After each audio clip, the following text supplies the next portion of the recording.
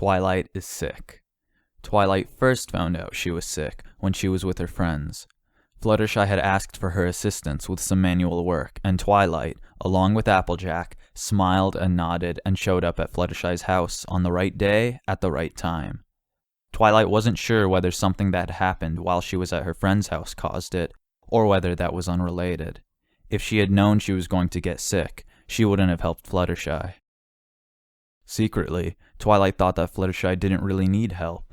The tasks Fluttershy had them performing were, by her approximation, a one-pony job. She couldn't see the need for her and Applejack's support. Twilight couldn't help but think that in reality, Fluttershy was just a really lonely pony who was probably too afraid to ask for something as simple and boring as basic companionship. Twilight didn't tell Fluttershy this because it wasn't right to tell some pony that. She tucked it away inside her head, where she tucked all the thoughts that would make her a bad pony if they left. She still felt a bit bad for thinking it in the first place, because if she was really a good pony, she wouldn't have thought it, and she wondered if it was just a show she was putting on for her friends, this whole act of being a good, respectable little pony, and not saying anything nearing the truth of her feelings, and if she might have been deep down a very bad pony. Twilight decided to help Fluttershy out, partially to remind herself that she was, in fact, a good pony who did good things for her friends, but wasn't able to ignore the part of her that wondered that if Fluttershy had simply come to her and been honest and simply asked for some basic companionship, if she would have been able to pull herself from her studies in Equus. Twilight smiled when her friends smiled. In the light brush that edged around Fluttershy's yard, they gathered up leaves and animal bedding and other refuse to make a compost. Applejack was chatting with Fluttershy and sometimes laughed, which made Twilight smile. She felt a little queasy at the time, but it was probably nothing, so she didn't say anything to her friends. They didn't want to hear about how she felt anyway, not whenever they were laughing and smiling with each other and in general just being happy. There was no point to make them worry about her like that, not just for feeling a little queasy. Twilight felt a little queasy all the time, in fact, so there really wasn't any point in mentioning it, right? It was just the way things were. Twilight was still smiling. Twilight wouldn't have said anything if it hadn't gotten worse. She gently set down the large bag she was magically lugging around and began to frown. The sickness flowed through her, slowly, kind of like her blood had turned to syrup and was slowly pumping its way through her body. It didn't really hurt, not at all in fact, but it felt wrong, and Twilight knew something was the matter with her body. She shivered and every part of her skin was itchy and clammy, but she didn't know why. Twilight suddenly had a very hard time getting up off the ground or thinking about what she was doing here. "Girls, I don't feel so good." Twilight blinked, staring straight ahead as her friends finished their conversation, and turned to her, still smiling. Applejack asked what was wrong and if she needed some help. Fluttershy's smile slowly faded, but she didn't say anything, and Twilight could have sworn she saw her creep away, at least a little bit. "I'm sorry, Fluttershy. I think I have to go."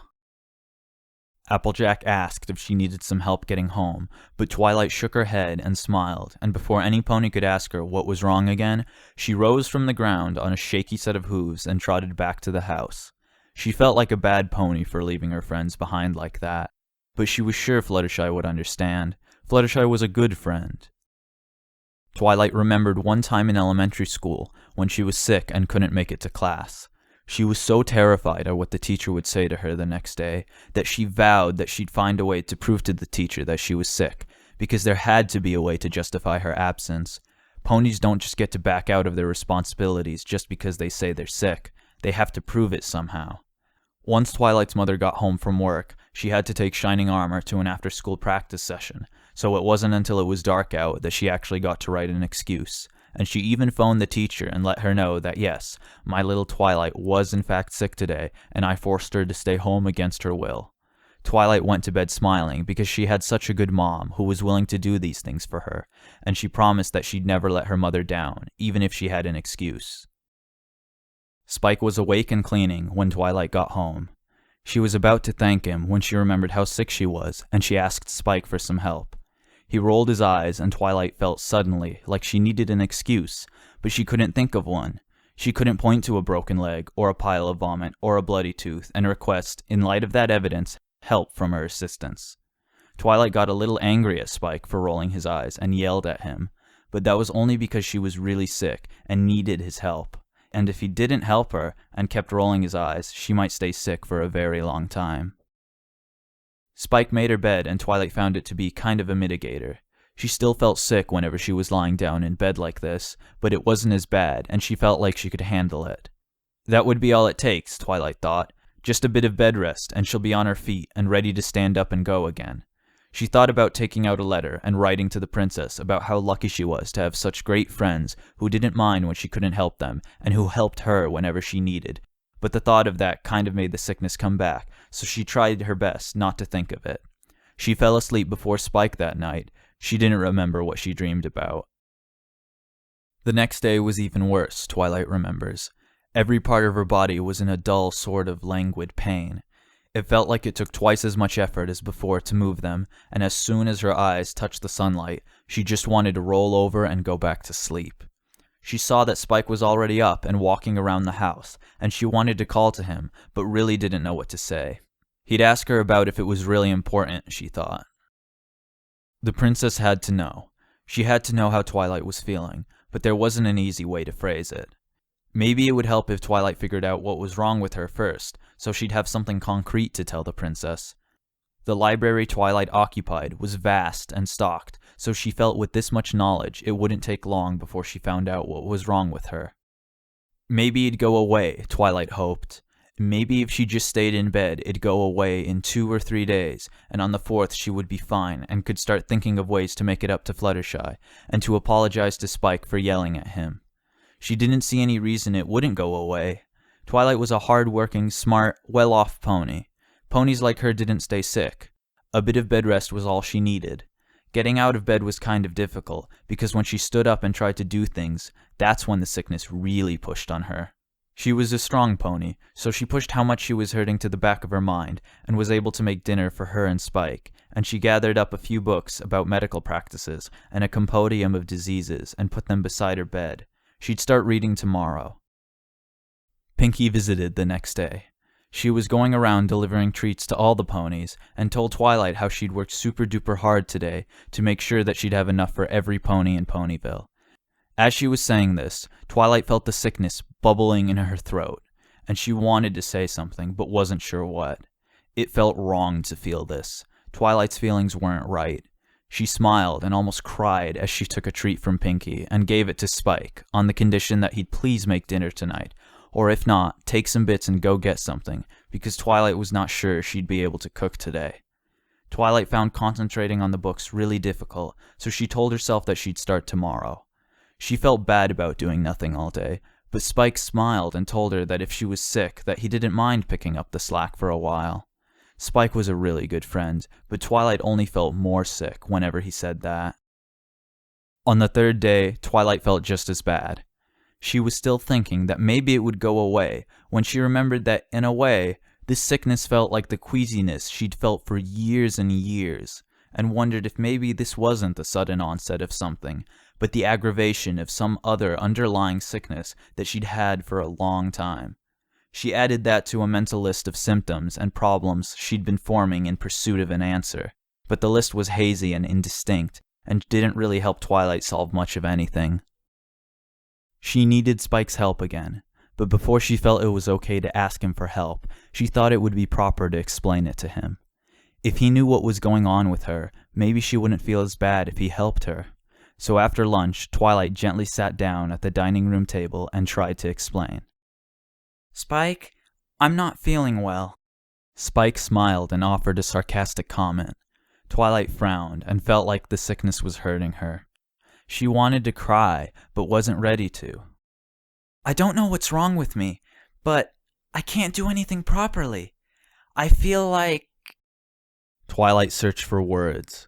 Her thoughts were covered in a debilitating slime and were slower than normal, and she really did start to cry as she stammered out anecdotes and explanations to Spike. She was only crying because it was so hard to think of what to say to Spike, so he wouldn't feel like he was being forced to help her, but only that she'd really, really appreciate it if it so happened that he could. Spike looked really upset that Twilight was crying. She wondered how often he saw her cry. She hoped she'd feel a little better after he promised that he'd do anything to help her, but she felt just about the same, really. It wasn't until after the sun had set that Twilight realized it was the end of the week, and that Princess Celestia expected a report. She ran what she learned about friendship that week over and over again in her mind. How thoughtful her friends were, how thoughtless they were, how wonderful it was to have friends who offer to help and who can be asked to help. She couldn't think of anything that would mean something to the princess. She wanted to thank them and her, but she wasn't sure how that would look on paper. She asked Spike for a scroll and a quill. When he delivered it to her, she wrote a terse note to the princess, apologizing for the lack of a report. The sickness didn't let her go to sleep easily that night, and she apologized to Spike a dozen times for keeping him up. She didn't mean to. She couldn't stop. Twilight didn't feel any better the next morning, but she considered that a blessing. Kind of. If she had felt better, her resolve might have faltered. After this long without signs of improvement, she decided to buckle down and figure out what was going on. This wasn't a sickness that was going to get better as time went on. She must take the initiative to stop it. She knew she could do it. Sometimes. And others she didn't know if she could. And that feeling, that kind of abject, absolute powerlessness, made her wish she could curl up into a ball, or grab a knife and cut into herself, and pull whatever was making her feel like this out of her, and never have to feel this awful again.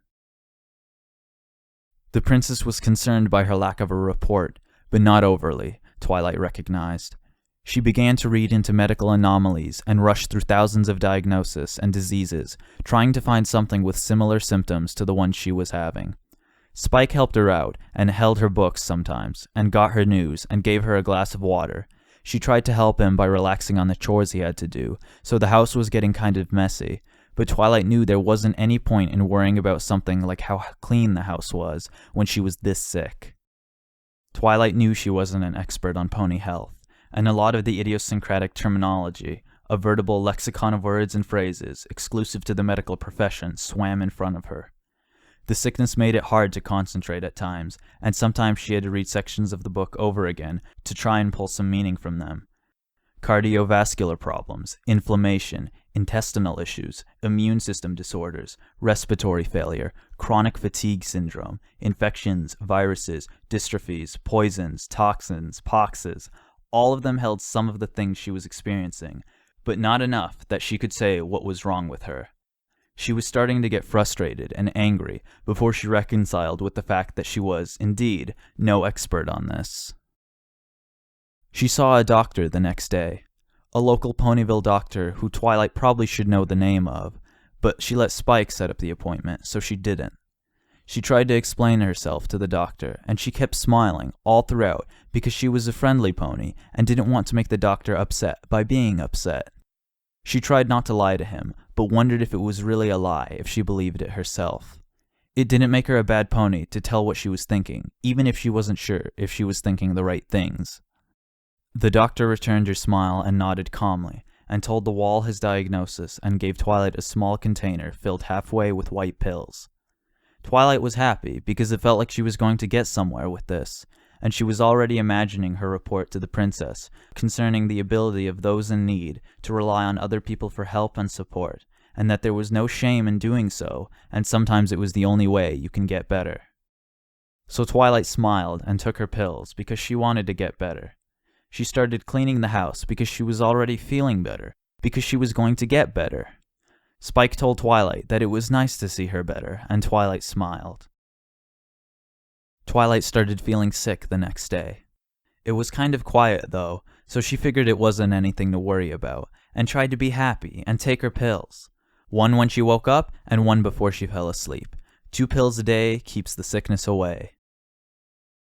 When it wasn't kept away, Twilight frowned. She thought that maybe her body was just getting used to the treatment, and was beginning to resist it. Yes, she remembered reading that that was possible somewhere. Her body was fighting back against what it thought was a threat, but wasn't really. It was just trying to fix her, and make the sickness go away. Twilight wondered if the sickness was helping to fight back against the pills, and if such a thing was possible, but it wasn't, probably. She wanted to see the same doctor, but there was an outbreak of some type of measles in Ponyville, so when Spike woke up after his nap and walked out, he couldn't manage to get an appointment scheduled within the next week.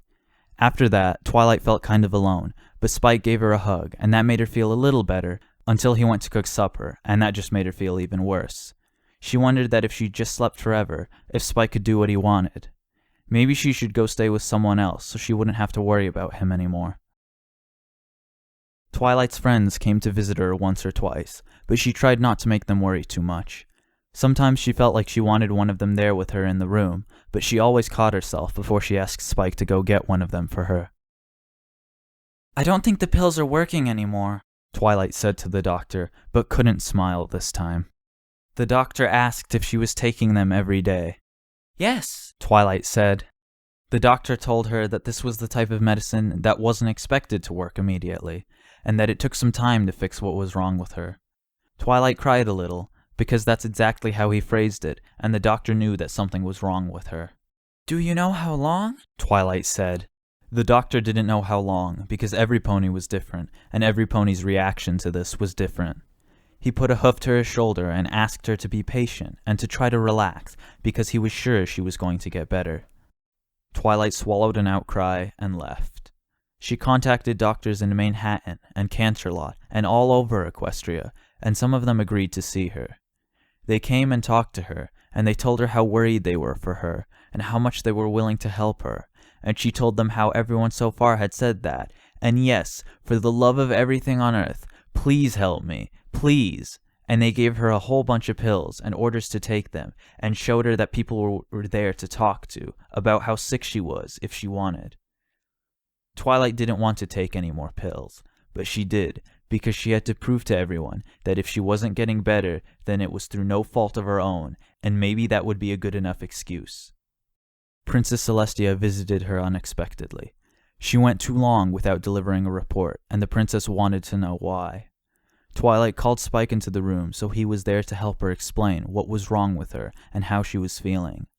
Princess Celestia smiled until Twilight started crying, because seeing the princess care this much about her made it hurt much worse than it was before the princess showed up.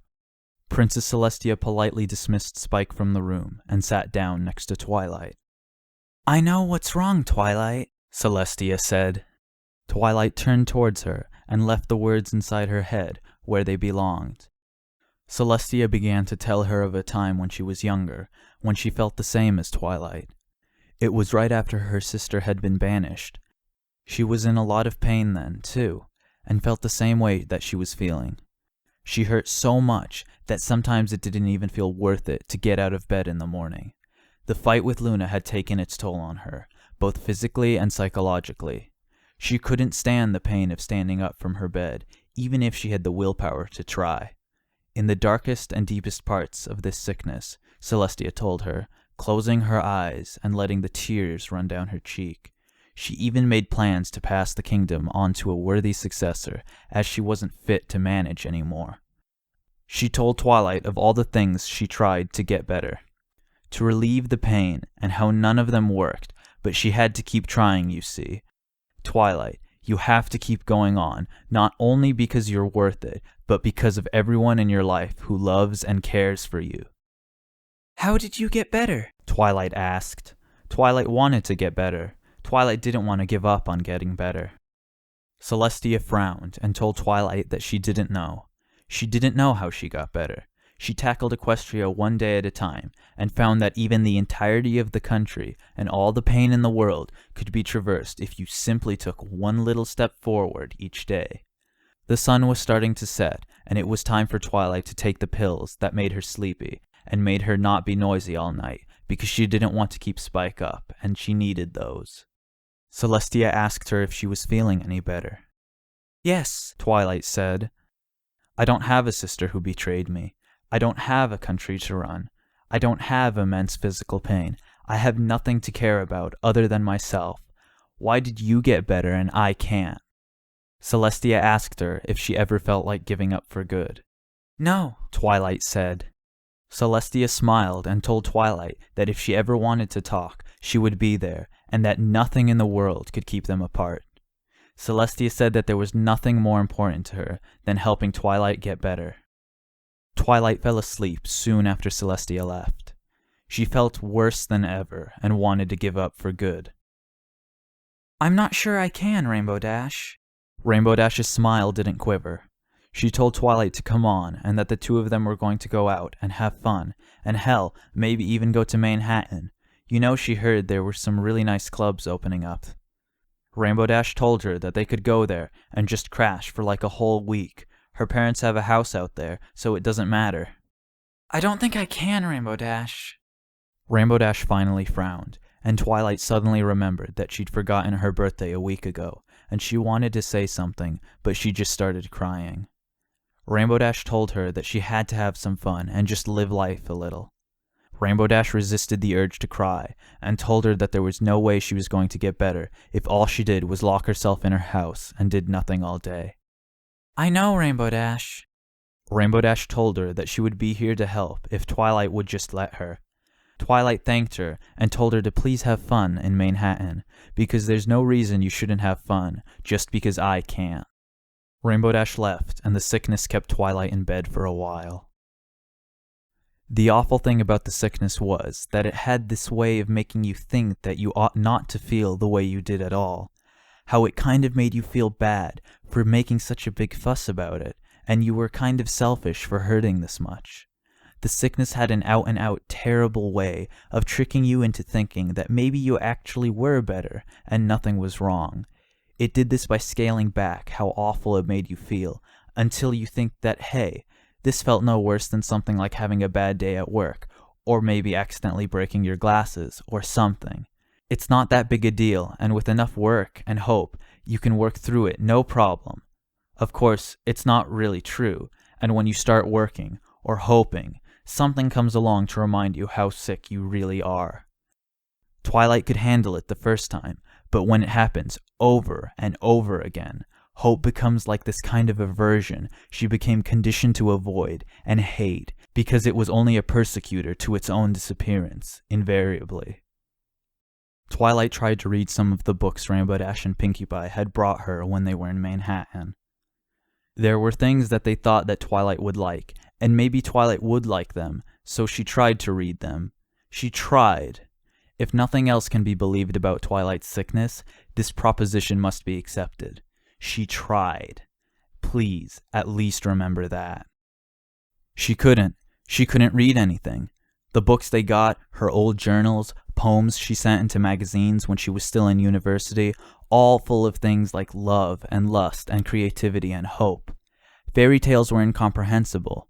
It felt not so much an inability to read, but a disinterest so powerful that it felt like her brain was tearing itself into two, and the pain just made all the ink smear together on the page, and all understanding turned to mush in her brain, and she almost, a hoof drawn back to tears on the bed, almost threw the book out of the window.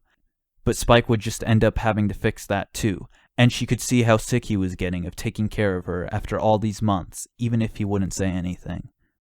Everything he said was noise in her ears. Everything her friends said, and her teachers said, and her mom, and her dad, and her brother, and her lover, and anyone else who prefaced and suffixed anything that they had to say to her with an adamant proclamation that yes, they indeed care about her, and always would, as if to remind her that she was letting them all down, and she needed to stop. Everything else they said was noise.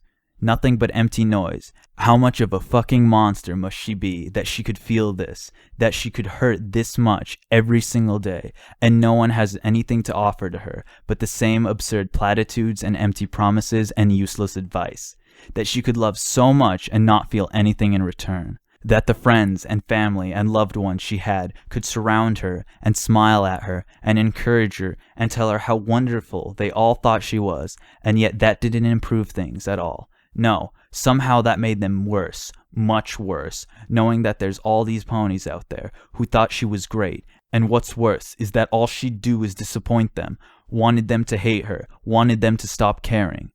That she was doing everything she could manage, and everything she could think of to get better, but nothing helped. That so much effort could be spent on all this for nothing, that she hoped sometimes that Spike would leave her alone to be forever, because she couldn't stand how much he cared, that she was this in the first place. Please tell me, please, how much of a monster must she be for all this to be true? How much of a monster? Twilight sat up in bed and realized suddenly why this sickness had never gone away and would never go away no matter what she did. All this time, she saw it as some sort of assault on her body and mind. The sickness was some sort of foreign agent operating with malicious intent inside of her, sabotaging what would otherwise be a perfectly functioning system, she had thought.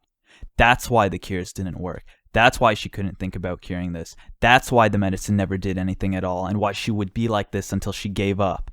She thought the sickness was separate and detached from her, some anomaly infesting her, something to be expunged. But in reality,